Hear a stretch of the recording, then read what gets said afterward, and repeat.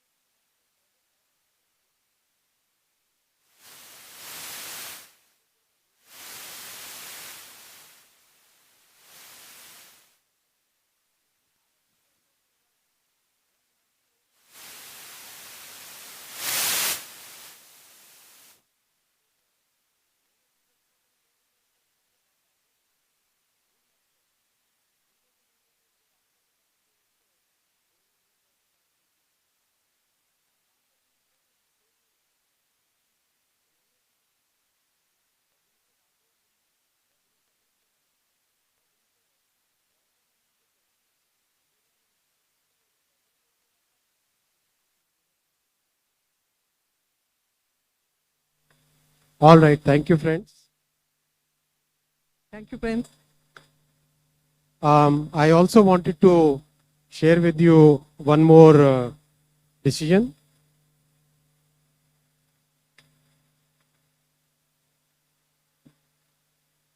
साथियों, आप सब जानते हैं कि कांग्रेस की सरकारों ने आज तक जाति जनगणना का विरोध किया है। आजादी की बाद की सभी जनगणनाओं में जातियों की जनगणना नहीं की गई। 1947 के बाद से अगर देखें, वर्ष 2010 में तत्कालीन प्रधानमंत्री दिवंगत डॉक्टर मनमोहन सिंह जी ने लोकसभा में आश्वासन दिया था कि जाति जनगणना पर कैबिनेट में विचार किया जाएगा। तत्पश्चात एक मंत्रिमंडल समूह का भी गठन किया गया था, ग्रुप ऑफ मिनिस्टर, जिसमें अधिकांश राजनीतिक दलों ने जाति आधारित जनगणना की संस्तुति की थी। इसके बावजूद कांग्रेस की सरकार ने जाति जनगणना के बजाय एक सर्वे कराना ही उचित समझा। उस सर्वे को सभी एसईसीसी के नाम से जानते हैं। इस सब के बावजूद कांग्रेस और इंडी गठबंधन के दलों ने जाति जनगणना के विषय को केवल अपने राजनीतिक लाभ के लिए उपयोग किया। जनगणना का विषय संविधान के अनुच्छेद 246 की केंद्रीय सूची की क्रम संख्या 69 पर अंकित है। यह केंद्र का विषय है। हालांकि कई राज्यों ने सर्वे के माध्यम से जातियों की जनगणना की है। जहां कुछ राज्यों ने यह काम सुचारू रूप से संपन्न किया है, वहीं कुछ अन्य राज्यों ने राजनीतिक दृष्टि से और गैर पारदर्शी ढंग से सर्वे किया है। इस प्रकार के सर्वे से समाज में भ्रांति फैली है।